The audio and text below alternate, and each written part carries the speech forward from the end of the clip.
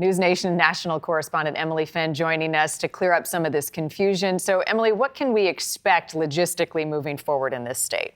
Well, Marty, a lot of logistics here. It is full steam ahead for all of the candidates vying for the White House this November. On the Republican side, Donald Trump and Nikki Haley are still fighting it out for the GOP nomination, with the former president prioritizing his campaign efforts in Nevada over the weekend. Mr. Trump held a rally in Las Vegas, focusing heavily on border security.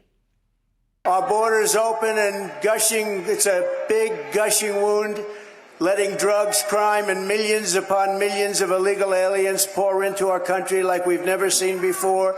Nothing like this has ever happened to our country before.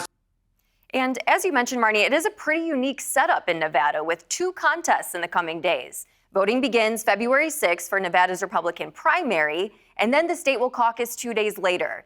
Haley is the only candidate participating in the primary, and Mr. Trump is the only candidate on the ballot for the caucus. Nevada's Republican Party is only using the results of the caucus for awarding the delegates, so Trump is already claiming victory in the Silver State. Now, on the same day as the Nevada caucus, the U.S. Virgin Islands will be voting too. Mr. Trump and Haley going head-to-head for 4 delegates up for grabs from the U.S. territory. Over the weekend, Haley acknowledging she needs to have a better showing in her home state of South Carolina, which is the next on the primary schedule after Nevada, than she did in New Hampshire. I need to show that I'm building momentum. I need to show that I'm stronger in South Carolina than New Hampshire. Does that have to be a win? I don't think that necessarily has to be a win, but it certainly has to be better than what I did in New Hampshire, and it certainly has to be close. President Biden spent the weekend in South Carolina as well, ahead of this Saturday's Democrat primary, to rally support among Black voters. During a campaign stop at a Black church Sunday, Mr. Biden spoke about his Catholic faith, sitting alongside South Carolina Congressman Jim Clyburn.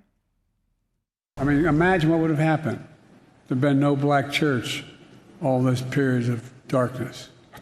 Well, you give us a mountaintop, you give us a promised land, you give us a dream and a faith that we shall overcome.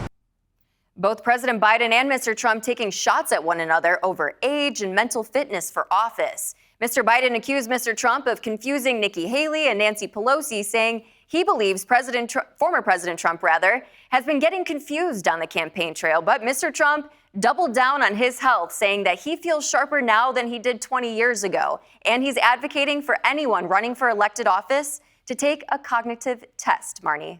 All right. Age will be a factor. It's what a lot of people continue to talk about. Emily, thank you. NewsNation.